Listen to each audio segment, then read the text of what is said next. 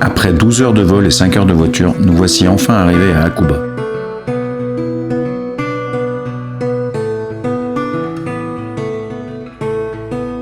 À la hauteur de Tokyo, mais à l'opposé de l'île, nous sommes au pied des Alpes japonaises.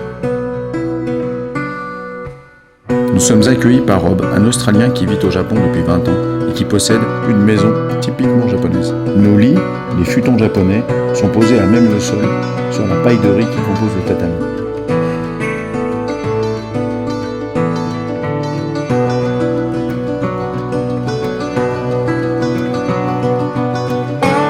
Un petit chauffage d'appoint permet de monter la pièce à température.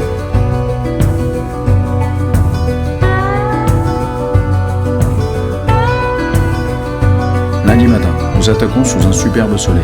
Nous partons sur Hapo One, la station principale des Alpes d'Hakuba.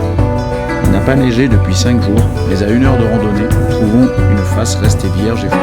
Nous ne ferons qu'une descente, mais dans des conditions vraiment extraordinaires.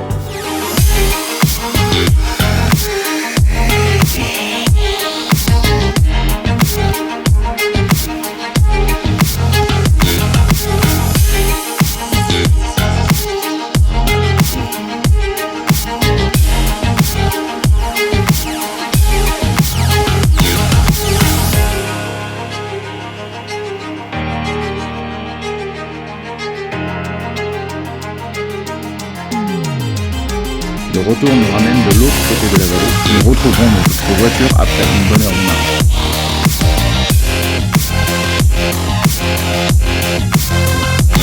Nous finissons la soirée devant un bon repas midi. Le lendemain, le soleil est bien présent. Nous décidons d'aller sur une petite station à 2 km de notre logement pour faire un peu de repérage. En effet, les bulletins météo ne jouent pas en notre faveur. Au bout de quelques heures, les nuages arrivent, la visibilité diminue et il commence à neiger légèrement. Nous décidons de continuer de monter, mais sans succès. La neige a chauffé le matin, elle est trop lourde et physique à skier. Nous décidons de rentrer et allons nous remettre en forme dans un onsen.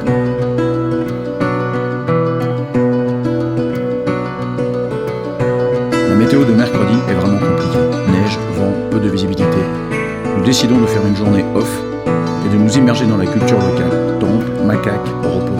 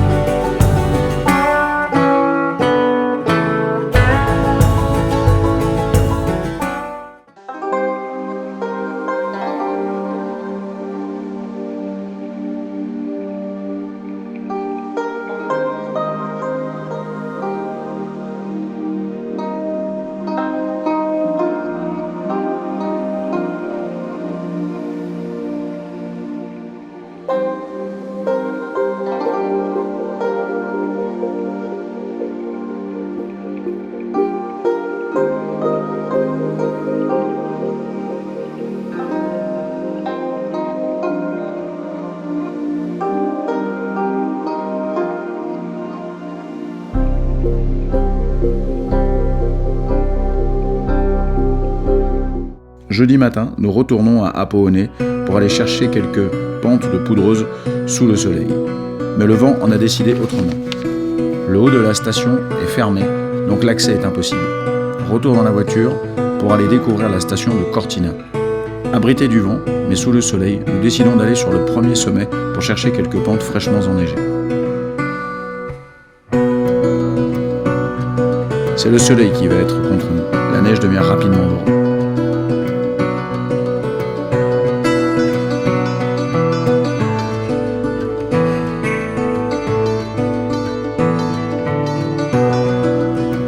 Hervé qui se retrouve nez à nez avec un ours en pleine descente.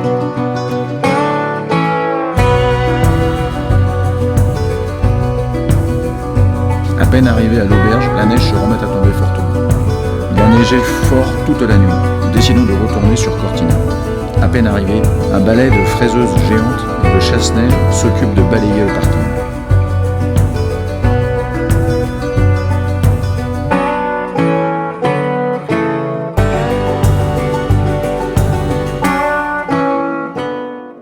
Nous décidons de rester dans la forêt car le risque d'avalanche a augmenté avec la forte quantité de neige fraîche.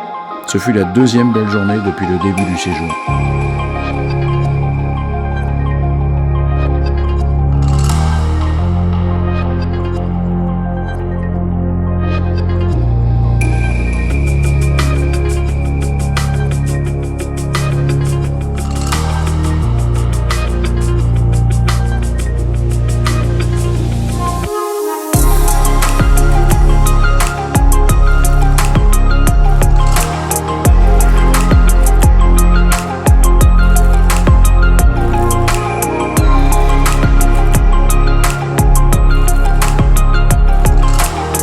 Cette belle journée terminée, nous décidons d'aller assister à l'inauguration du Freeride World Tour qui fait son étape japonaise à Hakuba.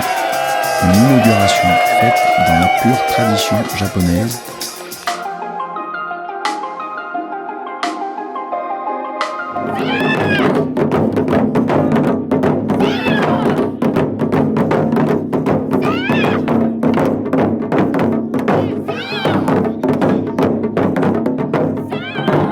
Une petite plancha version Nippon est de retour sur le tatami pour une bonne nuit réparatrice.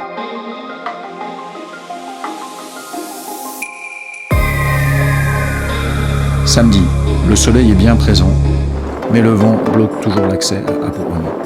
Cette fois, nous descendons sur Hakuba 47, bien connu pour ses spots de freeride. Après 1h30 d'approche, nous trouvons une superbe pente fraîchement enneigée, abritée du vent et non tracée. À nous de jouer.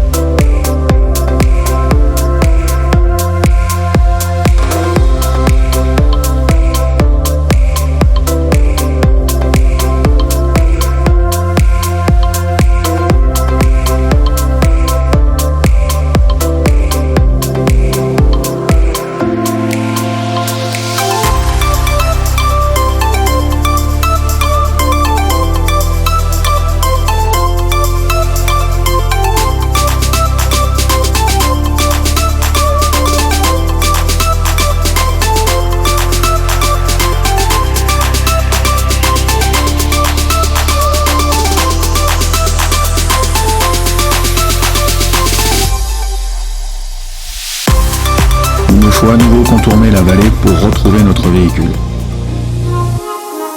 Retour à l'auberge, une tempête est annoncée pour les 2 prochains jours, voire peut-être un peu plus.